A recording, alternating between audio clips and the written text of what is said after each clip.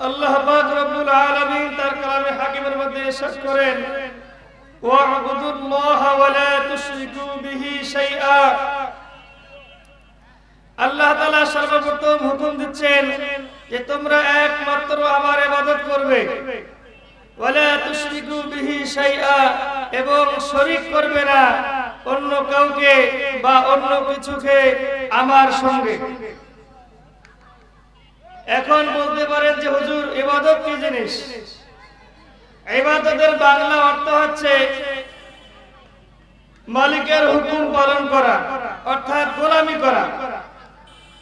একজন মালিক তার কর্মচারীকে যে হুকুম করবে, কর্মচারীর দায়িত্ব হলো সেই হুকুম যথাসাধ্য আদায় করা, তা পালন করা।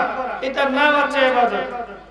তো আল্লাহ পাক রব্বুল আলামিন আমাদের যেহেতু স্রষ্টা, তিনি আমাদের সৃষ্টি করেছেন, তিনি হুকুম দিচ্ছেন ওয়া'বুদুল্লাহা ওয়া লা তুশরিকু বিহি শাইআ, যে হে আমার বান্দারা তোমরা আমার ইবাদত করো এবং আমার সঙ্গে শরীক করো না অন্য কিছুকে বা অন্য কাউকে।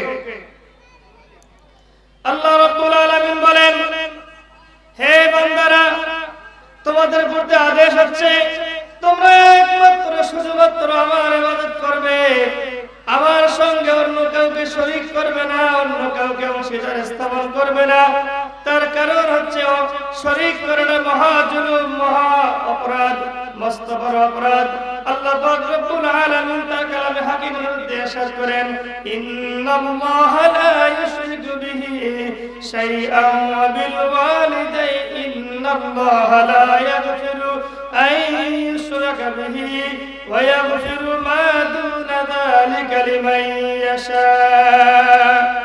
আল্লাহ রাব্বুল আলামিন বলেন, যারা শিরক করবে, শিরককারী ব্যতীত আল্লাহ পাক রব্বুল আলামিন এছাড়া অন্য সকল গুনাহ আল্লাহ রাব্বুল আলামিন যে কাউকে maaf করে দিবেন, কিন্তু শিরককারীকে আল্লাহ ক্ষমা করবেন না। নাউযুবিল্লাহ। আল্লাহ রাব্বুল আলামিন বলেন, ইন্নাশ শিরকা লাযুলমুন আযীম।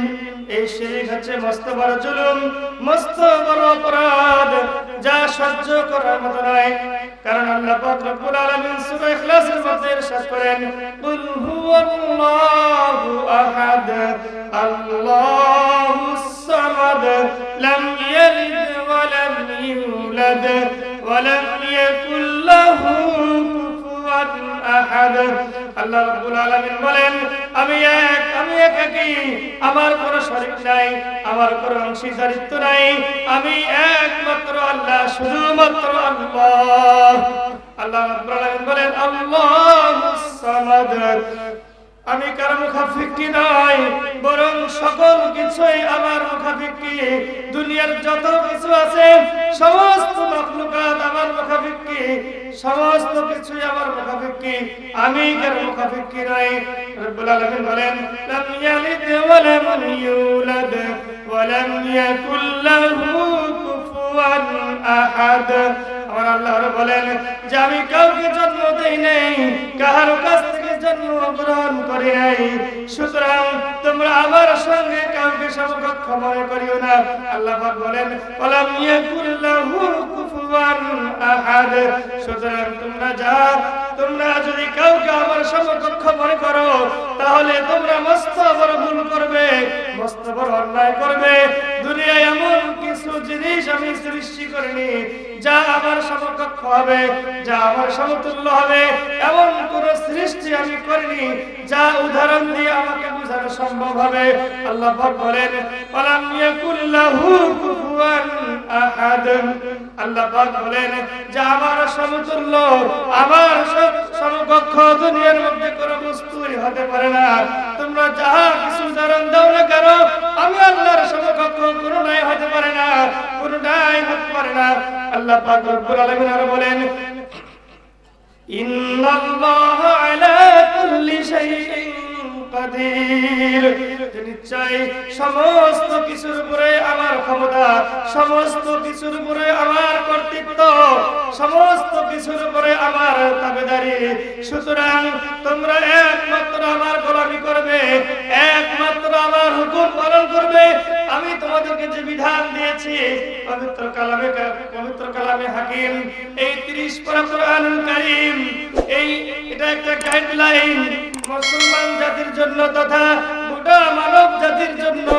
জন্ম থেকে শুরু করে মৃত্যু পর্যন্ত মানুষের এমন কোন জীবনের কোন কাজ বাকি নাই, এমন কোন কর্মকাণ্ড বাকি নাই, এমন কিছু কথা বাকি নাই যা এই কোরআনের মধ্যে নাই। আল্লাহ পাক এই কোরআন শরীফকে গোটা মানব জাতির জন্য গাইডলাইন হিসেবে দিয়ে দিলেন।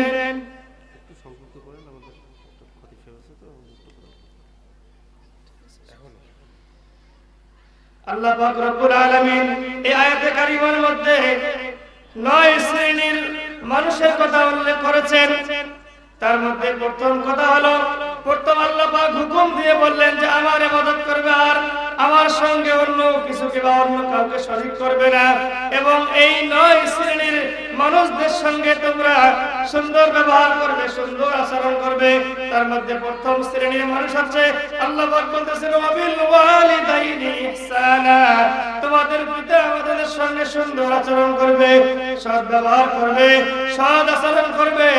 যেহেতু তোমাদের পিতা মাতা তোমাদেরকে কষ্টের পর কষ্টে পিতা মাতা যখন তোমাদেরকে কষ্ট করে গর্ভে ধারণ করেছেন, লালন পালন করেছেন, তোমাদের পিতারা কত কষ্ট করেছেন, তোমাদের জন্ম থেকে শুরু করে তোমাদের যৌবনকাল পর্যন্ত তোমাদেরকে সমস্ত কিছু দিয়ে তোমাদের পিতা মাতা লালন করেছেন। সুতরাং এই পিতা মাতার সঙ্গে যেন খারাপ আচরণ না হয়, খারাপ কথাবার্তা না হয়, তাদের মনে এমন কোনো কষ্ট যেন তারা না পায় যা শব্দ উচ্চারণ করতে হয়। তুমি এমন আচরণ তাদের সঙ্গে করবে তারা যেন তোমার প্রতি খুশি হয়ে তোমার জন্য মালিকের কাছে দোয়া করে।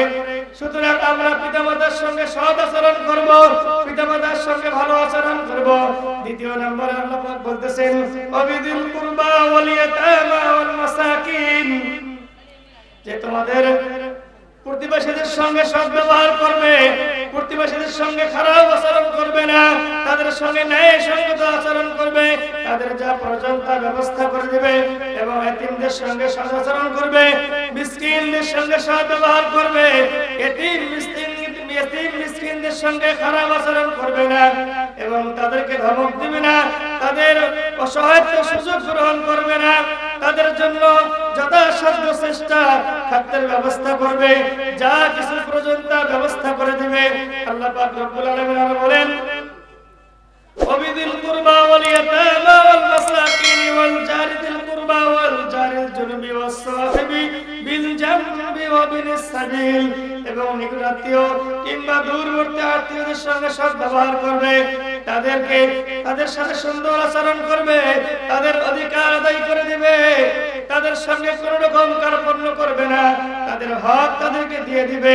আল্লাহ পাক বলেন, তারপরে আল্লাহ পাক বলেন ওয়াবিদিল কুরবা ওয়াল ইয়াতামা ওয়াল মাসাকিন ওয়াল জারিদিল কুরবা ওয়াল জারিল জুনুবি ওয়াস সাহিবি বিল জামবি ওয়া বিনিস সাবিল, এবং তোমাদের সহপাঠী, তোমাদের সহযোদ্ধা, তোমাদের বন্ধুদের সঙ্গে সুন্দর আচরণ করবে, সৎ আচরণ করবে এবং অসহায় মুসাফিরদের সঙ্গে সৎ ব্যবহার করবে, মুসাফিরদের সঙ্গে সুন্দর আচরণ করবে, তাদের কোনো কিছুর প্রয়োজন হলে তা ব্যবস্থা করে দেবে।